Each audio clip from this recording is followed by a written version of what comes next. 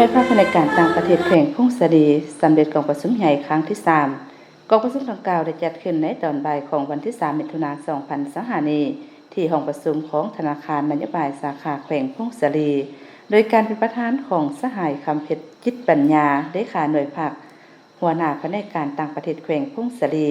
ให้เกียรติเข้าร่วมเป็นประธานของสหายคำเล็กใจอีสานกรรมการประจำภาคแขวงของเจ้าแขวงพงศดีผู้ชี้นำเรื่องงานของเขตวัฒนธรรมสังคม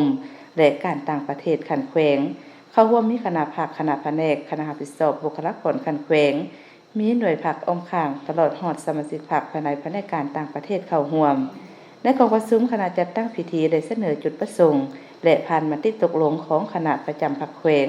ว่าด้วยการอนุมัติเปิดกองประชุมใหญ่ครั้งที่3ของหน่วยภาคแผนกการต่างประเทศแขวงผ่านมติตกลงของเลขาหน่วยภาคว่าด้วยการแต่งตั้งกองเลขาบันทึกกองประชุมจากนั้นสหายคำเพชรจิตปัญญาเลขาหน่วยภาคหัวหน้าแผนกการต่างประเทศแขวงพงศดีได้กล่าวเปิดกองประชุมอย่างเป็นทางการพร้อมทางรายงานคุณลักษณะผู้แทนของประชุมและผ่านห่างบทรายงานการเมืองทั้ง2ภาคผ่านแผนพัฒนาเวียกงานการต่างประเทศแต่ปี2026-2030ของหน่วยภาคและผ่านบทสำรวจการนภารวมของหน่วยภาคซึ่งสหายได้ยกให้เห็นผลงานด้านตั้งหน้าจุดดีจุดอ่อนบทเรียนที่ถอดถอนได้ในตลอดระยะ5ปีที่ผ่านมาผ่านบทสำรวจการนภารวมและคณะภาคสุดเก่าขึ้น9ล้านนาทีจากนั้นต่างหน้าคณะจัดตั้งแขวงได้ขึ้นผ่านข้อตกลงของคณะประจำภาคแขวงว่าด้วยการหับหองเอาบุคลากรของผู้ออกสมัครเลือกตั้งคณะหน่วยภาคสุดใหม่ผ่านมาตรฐานเงื่อนไขของผู้สมัครเลือกตั้งคณะหน่วยภาค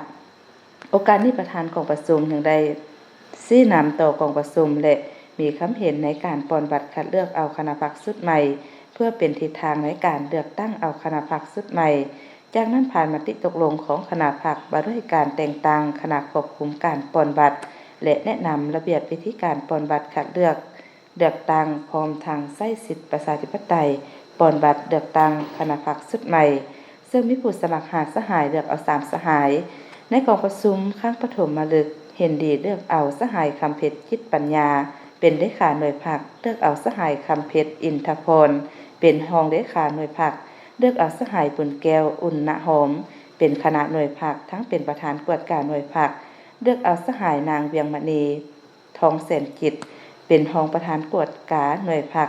ในกองประชุมยังได้เลือกเอาผู้แทนสมบูรณ์และสำรองเพื่อเข้าร่วมกองประชุมองค์คณะภาคแขวงโดยเห็นดีเลือกเอาสหายคำเพชรจิตปัญญาเป็นผู้แทนสมบูรณ์และสหายคำเพชรอินทพรเป็นผู้แทนสำรอง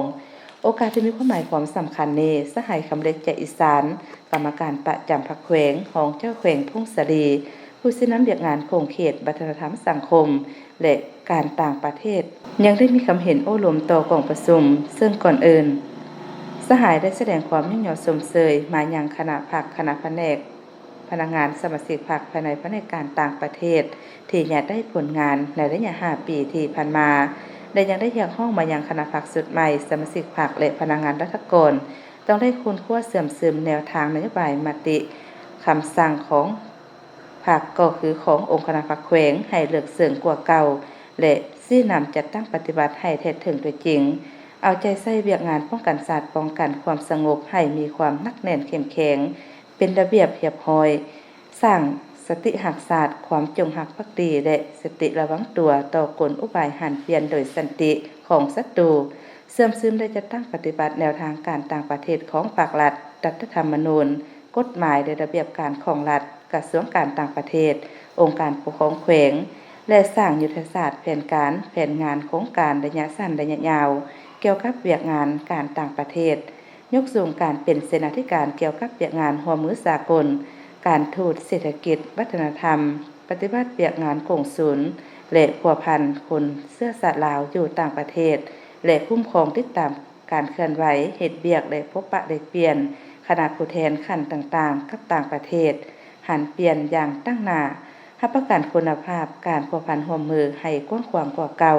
เพื่อขนขวายยัดแยงการซื้อเรือลาและการลงทุนของต่างประเทศให้ได้ขึ้นกว่าเก่า